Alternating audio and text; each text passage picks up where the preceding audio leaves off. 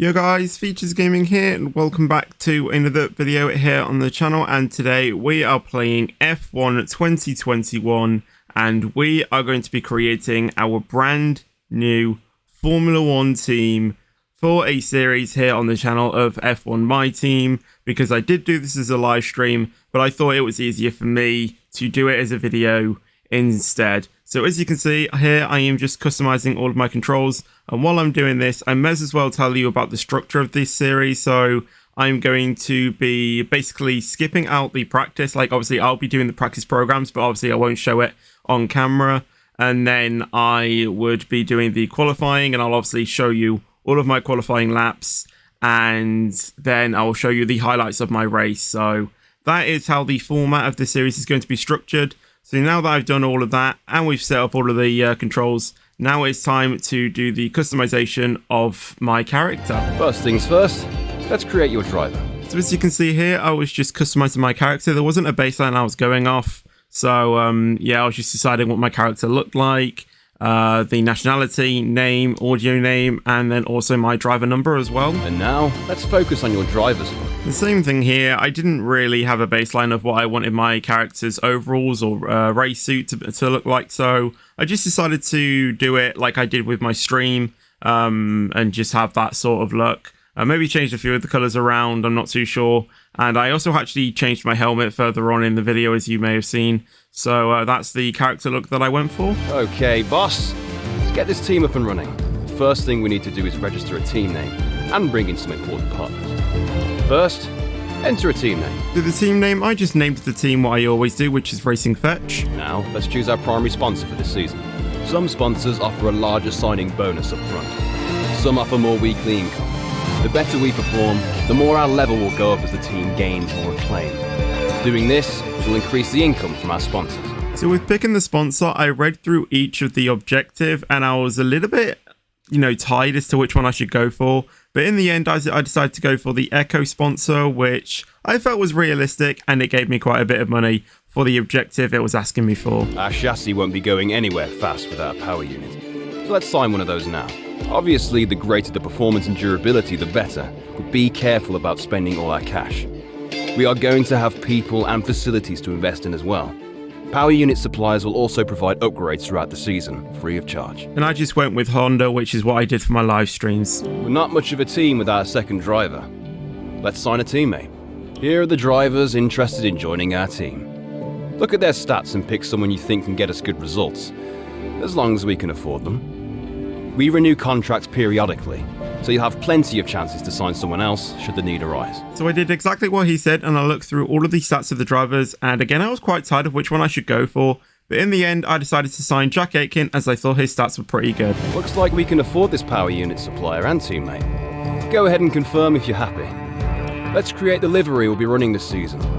We can add more sponsors to the car as we sign them throughout the year. And don't worry, we can edit our look at any time from HQ. And with the skin of the car, I decided to go for the same wrap as my live stream like I did with my racing suit. So I made sure to get the same wrap and designed it to the colors of my racing suit as well, just like my live stream. Last but not least, we need to consider our brand, our badge, and team colors. Before I did that, I decided to go back and change the colors of my racing suit very slightly. And then I went to go ahead and do my branding. And with my branding, I just had a transparent background. And I went with the R symbol, changed the colors to be cyan on the top and black on the bottom. And I also decided to switch to the kind of shiny look as well. Great. That's everything we need. You can go back and edit anything we've done so far. And we'll come back here at the start of each season. But if you're ready to go, hit advance to head to the team HQ. And we can start our push to the top of Formula 1. And everything looked well, so I clicked advance, and now we went into the kind of cutscene, the paddock pass thing, with Will Buxton just before the start of the season.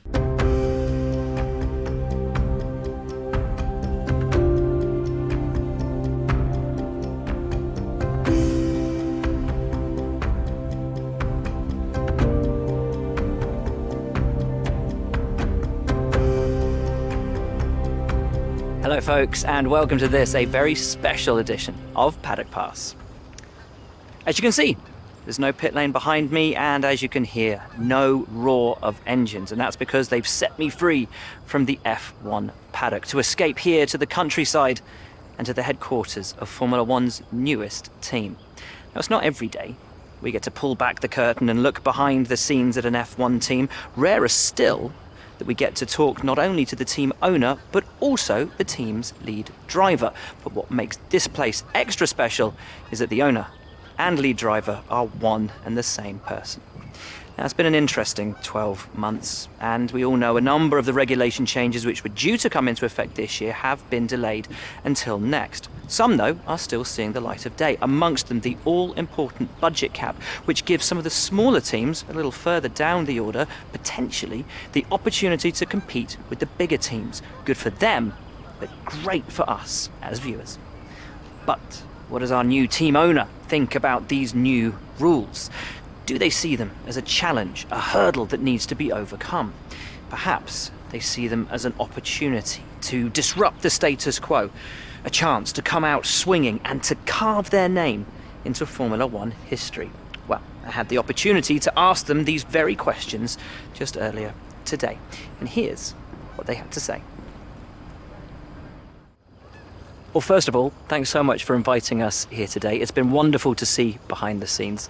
As you might expect, I've got about 1 million questions, so let's jump straight in. It's been a long time since we last saw a team owner take their own car onto the track, and the sport's changed enormously in the intervening years. How are you going to handle the responsibilities of both managing and driving for a Formula One team? So I went for the option on the left, as I did see this season being a challenge, but then hopefully further on down the line, our car would get better and we'll get better results. Let's talk about your teammate. Now, it's clear they're excited to have signed with you, but tell me, what is it that you think they bring to the team? And I literally just went with the answer on the top, which was effectively what I did. I literally just saw their stats and thought that they could give us good results in the race, so I went with that option. So you've obviously been putting a lot of work into the car. I know it's early days, but how do you expect it to feel out there? So I went with the option on the top to complement our powertrain department, and I also wanted to get a lot more power into the car as well. Most of the other teams can boast years of experience in Formula One. Where do you see the opportunities to make those vital performance gains you need to put you within reach of the other cars? And once again, I read through all of the answers, and in the end, I decided to go for the one at the top, as I did think reducing the weight of the car by reducing the amount of fuel we needed was essential. Ultimately, your success this season is going to come down to whether you can take positions from the other drivers. What is it about your car that's going to give you that edge in those battles? So I went for the option on the bottom so I could complement the durability department a bit, as I did want to try and reduce the amount of grid penalties I would need to incur throughout the race season. And finally, with so many specialist departments working together here at your headquarters, and with such an important deadline coming up, who's getting that coveted Teacher's Gold Star? Which group do you feel the most proud of right now? And I just gave this one to the aerodynamics so I could complement that department as well. Well, thank you so much for your time. It's been wonderful to get an insight from you and, of course, to see around the headquarters. Thank you for today. Really appreciate it. And thank you all at home for watching as well. We'll see you very soon. So into the team HQ, and I was thinking, what did I need to do first? So I immediately firstly went to the facilities, and I went through each department to see if I could get any upgrades. And there was actually one on the durability that I could get, so I went with that one. After that, I went to the R&D section and just went with all of the recommended upgrades that I could get. Then I started some team activities for the team to do, and then after that, I advanced through the days, and then it was time to reveal the car.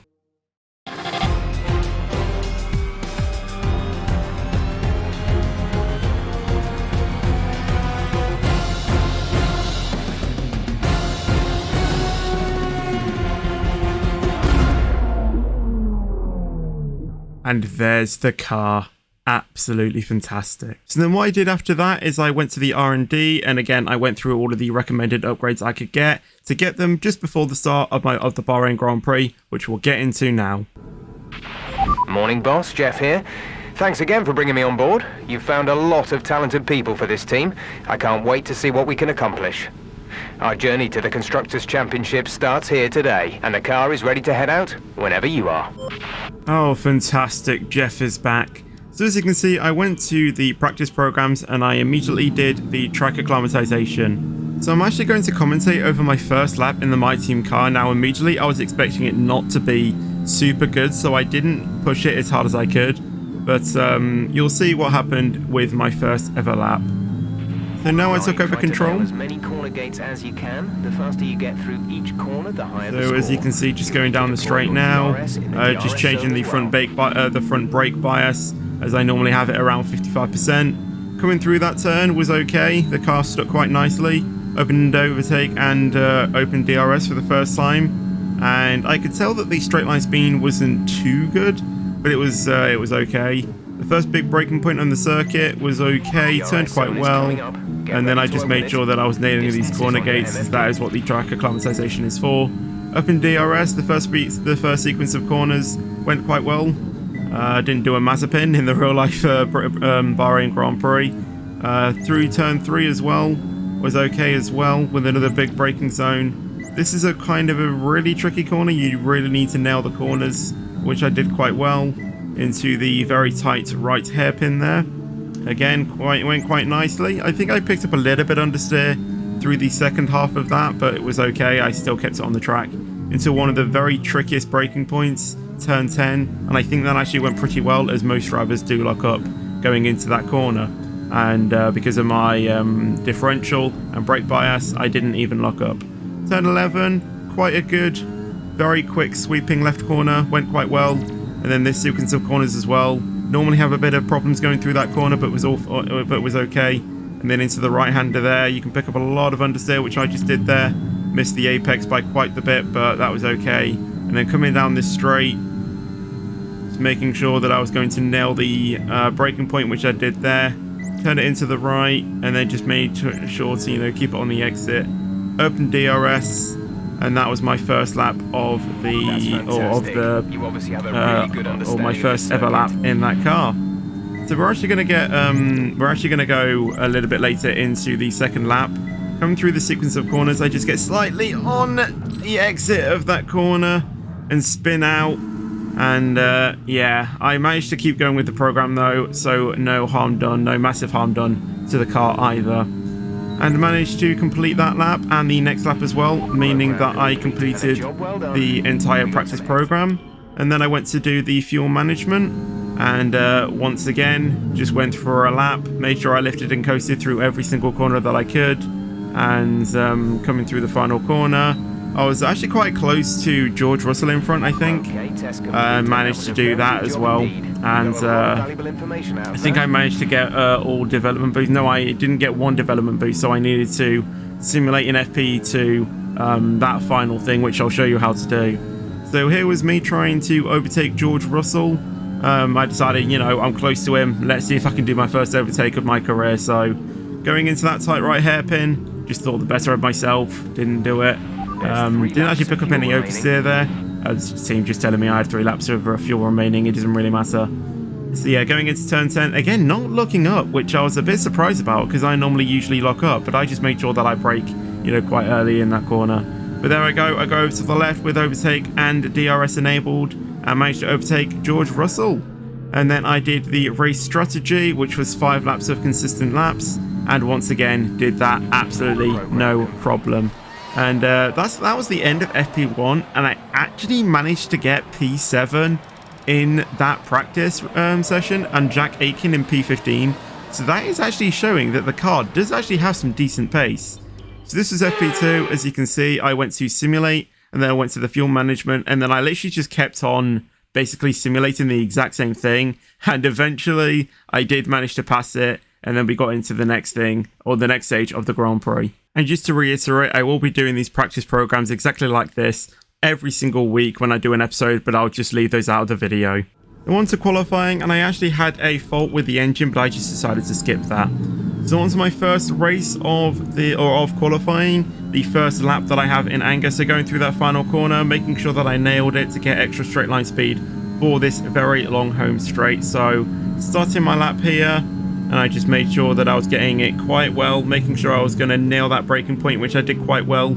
Turn it in very nicely into turn 1s, and then going quite well in turn 2 as well. just making sure to not pick up any understeer or oversteer, opening up DRS and then going into turn 3, braking very hard there, and then making sure to turn it in. And there's actually Max Verstappen in front, so I was just hoping that he wasn't going to destroy my lap. And then just making sure that I was going through these sequence of corners quite well, not doing what I did in practice, going into this very tight right hairpin.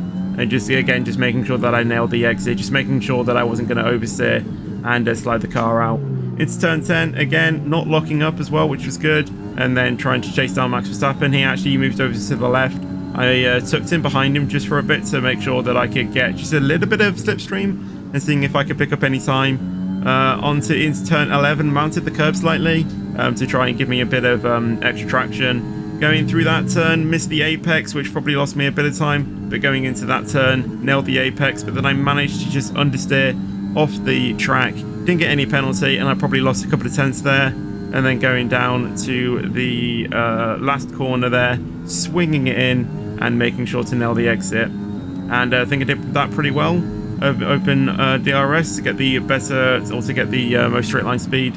And managed to actually get through in P7, and my teammate is actually down in P20, so he got knocked out, and I was through into Q2. And this is my first lap in Q2. I actually went onto the mediums just to seeing if I could do anything on the medium tyres. So opening DRS onto the home straight once again, and again I'm just going to show this entire lap on video, and this is what I'm going to do for each episode.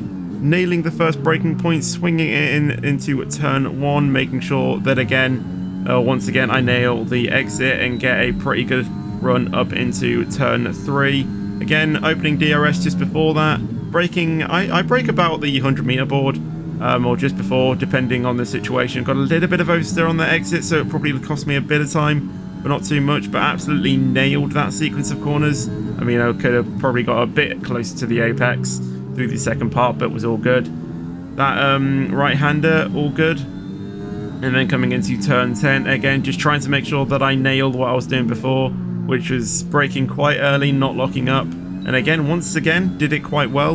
Opening DRS to get the best straight line speed I could. And then braking there, about halfway between the 100 and 50 meter board. Again, mounting the curb there to get the best line through there as well.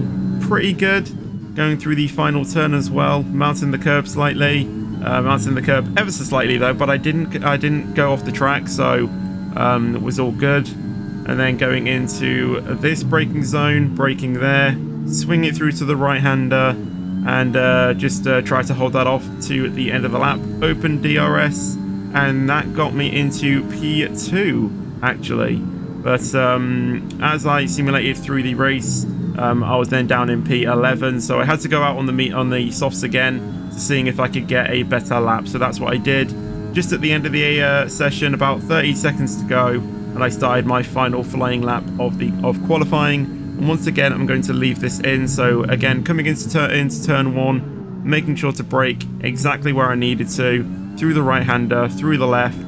Making sure once again, just like the entire weekend, making sure I was nailing through that sequence. Into turn 3, once again braking at the about 100 meter board, through the right, making sure I swung it in, and making sure I got the better traction out of that. Into those sequence of corners again, getting slightly on the exit as well, so I had to back out of the throttle slightly, which probably cost me a bit of time, but I was still up on my delta.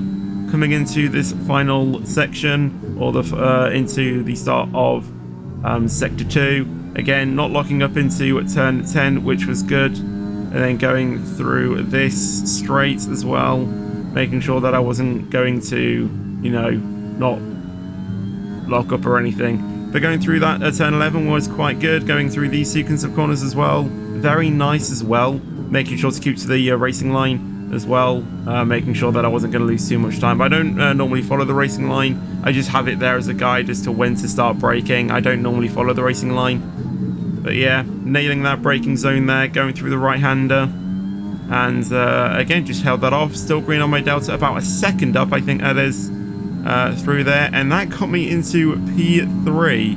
So once again, I am through to Q3 in my first ever race. in my first ever car as well. Like the first season of my team and my first ever season as well. And I'm up into Q3. So this is my first lap in Q3. I knew that I had to be quite aggressive with the car to try and get a remote chance of being quite up in the order. Turn 1 and 2 went quite well. Open DRS, making sure to nail the traction as well. Then coming up into turn 3, making sure to brake normally. I think I broke a little bit later than the 100 meter board. I still managed to get there. A little bit of oversteer on the exit as well as I mounted the curb a little bit, but not too bad. Again, through that sequence as well, mounted the curb slightly as well, which cost me a bit of time. Through that tight right hairpin as well, got a bit on the exit as well, so it wasn't the best lap, but it was okay. Turn 10, again, not locking up, making sure that I was just making sure to get the traction absolutely spot on through that corner to not spin out, as that is a very low RPM corner, and you can tend to, spin the tyres going through the exit. Turn 11 went quite well, and so did these a couple of turns as well. And then into the second to final turn of the circuit, making sure to absolutely nail the apex there, which I did. And then just making sure that I kept the car as straight as possible to get the most time going down this straight as well. Braking through the right-hander, making sure to get making sure to apply the power as much as I could, but not spinning out. Open DRS, keep the car, straight, and got up into P3. I went down to P4 by the end, so I made sure to go out for an extra lap just to see if I could actually gain any extra positions, because P4 in my first ever race, that is brilliant. But I just made sure to go for another lap just to see if I could actually get any better. Turn 1 went a little bit, missed the apex ever so slightly, but I was actually up on my delta. Turn 2 went well as well, opening DRS down this straight. Still up on my delta, which I was quite surprised about. Going through the right turn as well there, turn 3, sorry, went quite well. Through these couple of corners as well, again, quite well. Up on my delta because I didn't have those few issues that I have on my first lap. That right hairpin as well, turn 8 went quite well. I think it's turn 8 or turn 9. Coming into this as well.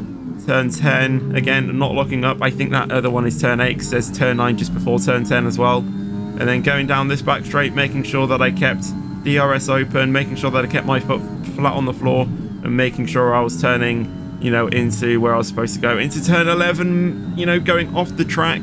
I had regular corner cutting on, so I didn't get a penalty for that. Like, my lap didn't get invalidated, which was good. Going into that final turn as well, going slightly off the track as well, but I managed to keep 2 wheels within the white line, I do believe. Going into this corner as well, through the right, and making sure to apply the power as much as I could, and up on my delta by quite a lot. So just made sure to keep that planted, and that was P3, my first ever qualifying session. With qualifying finished, it's time to remind ourselves of our top 3. Bottas, Verstappen and Wilson. Well, that wraps up qualifying, but don't worry, we'll be back tomorrow as we head into the Grand Prix. So yes, what a qualifying session that was for me, getting up into P3 for my first ever race. But now, we'll get into the race and see what happens.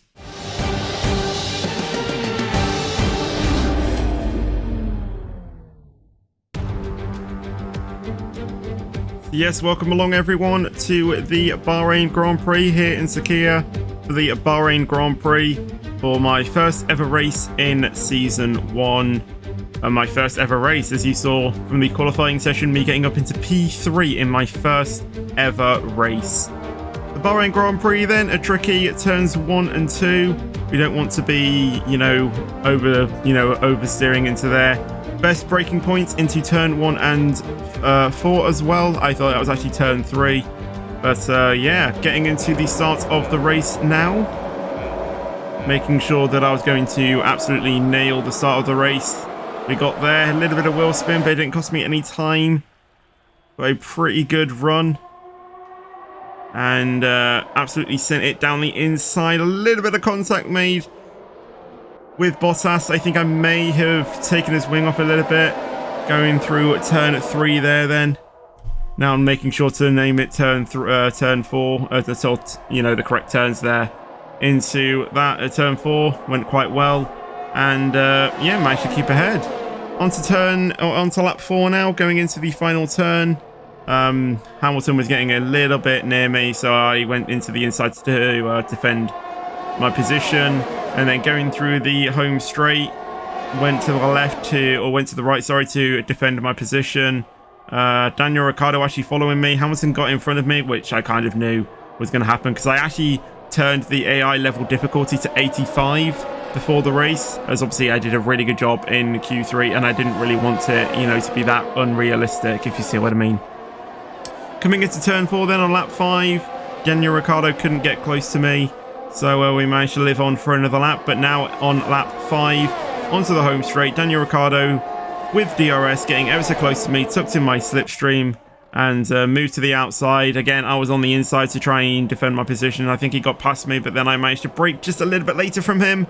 And it's side by side going through that corner, and I just managed to stay ahead. But with Daniel Ricciardo with DRS going through this straight, can he do anything going into turn 4? Can he goes trying to do the switchback? No, he's just staying behind. But into these next few corners, could he try something, especially into turn 8? I don't think he can. I don't think he's close enough. No, he isn't, as we are watching this very good overhead camera angle. As you know, I do enjoy this camera angle.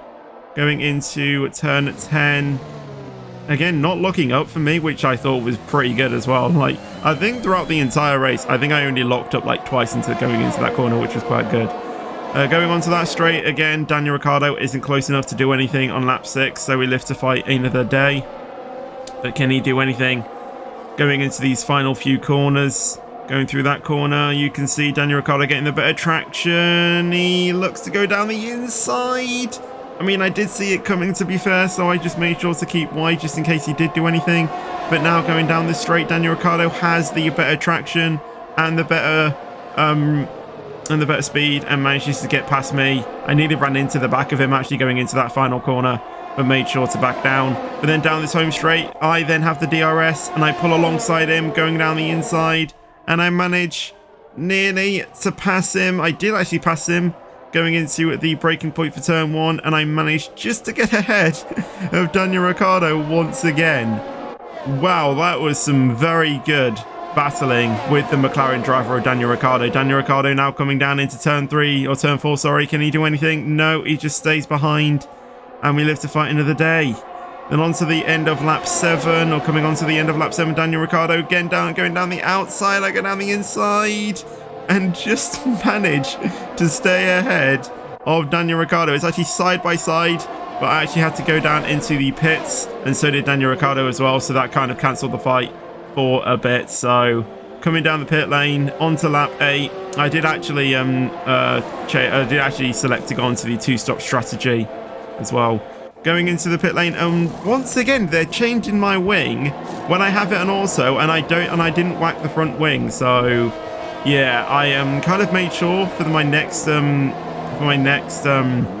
pit stop to just say no, do not change the front wing. And I actually got held up because obviously with me having to change the front wing, there were cars coming down the pit lane, and I actually had to wait until the traffic cleared, in order to not get an unsafe release. And you can't even get an unsafe release anyway.